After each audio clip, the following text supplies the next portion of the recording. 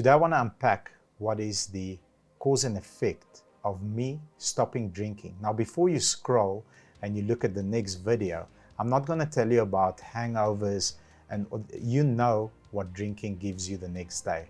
What I'm going to process is the financial savings, the money that I had to save, not from not going out and spending 400 Rand or 300 Rand or whatever it is on the drinks, on the savings that I can bank as an entrepreneur by being aggressive the next day. And I'm going to give you my own data of when I stopped versus the month prior to me stopping, and then take you on a journey of 15 years of being an entrepreneur and not drinking alcohol. Hope this episode adds value to your life.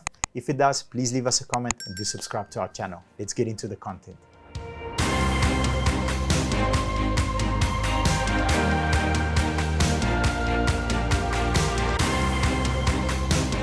Let's get into the financial saving. And like I said in the intro, it is not you saving money on that Friday night Joel that we go out and spend on drinks for our friends, shooters, and all this other stuff.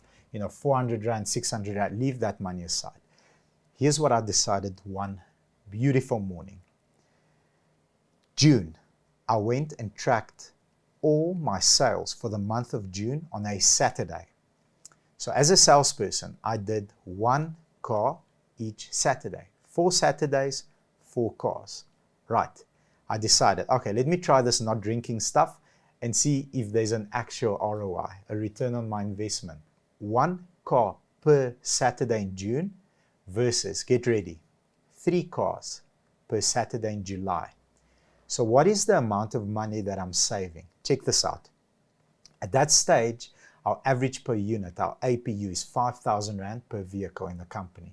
So 5,000 Rand the company banks after the expense of that vehicle. 5,000 Rand by 2 cars per Saturday by 4 weeks in July equals a saving of 40,000 Rand that we can bank in the company account, where we can use that money to grow and employ more people. So that's the actual financial saving, not the 600 Rand that I get to keep in my pocket for not going out the Friday night. Second cause and effect, better sleep improves the ability to produce. Okay, now, every human is different, but ultimately I found this out for myself. So I'm speaking from my own experience. For me to perform at optimal level, I need to sleep 6 hours a night. So I go to bed at 10 and I wake up at 4. Okay, I get to the office and I start phoning at 8 o'clock. Now, an average salesperson phones 10 prospects per day. Okay, the very good salespeople phone 20. Okay. I get to work at 8 o'clock without a hangover. So I've had a good night's rest, a deep sleep, and I'm fresh. Here's my point of view and why sleep is so important. I use this script at 4 minutes past 8. Good morning, Mr. Johnson. My name is Bobby, and I just would like to say the reason why I decided to phone you so early on a Saturday is because a successful person like you, your day has already started a long time ago. So that's why I'm confident to ask you about the quotation that I sent you yesterday that I would like to process. Do you have any additional questions that I can perhaps give you information on to move us towards a decision? Boom, call number 1. Right. Each and every call that I make takes me 2 minutes. I'm competing against the very best at 20 calls and the average at 10 calls. I'm making 200 calls on a Saturday.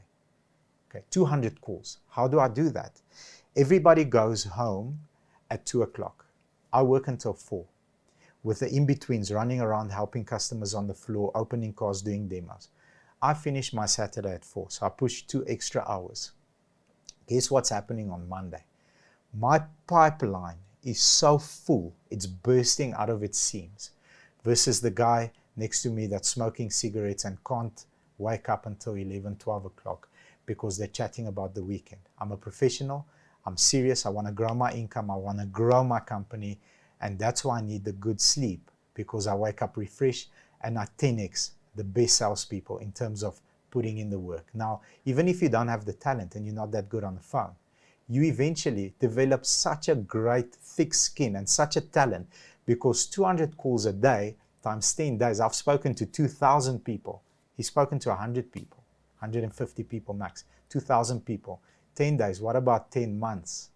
That's the separator. That's the difference between having a good night's rest and not having a good night's rest, and not being in a attack, in a thrive mode, rather than being in a complacent, I'm chilling, I had a rough night, we had a duel, here's where we are, was a weekend. Here's the third cause and effect. Unfortunately, I found this out a little bit later on in my life, because it doesn't only apply to alcohol, it applies to your diet, to your food. But for the purpose of this video, let's dive into the alcohol. Controlling your weight. As a man, anything over 16% body fat, your testosterone level goes down. So what does that mean as a man? Your aggression, your ability to go for it, your ability to serve, your urgency level is less than mine if I'm under 16% body fat over a long period of time. You might be aggressive and urgent 1, 2, 3, 4, 5 days. I'm aggressive and urgent by nature if my body fat is under 16%, because my testosterone levels are up. Okay, let's process quickly what alcohol brings you in terms of calories.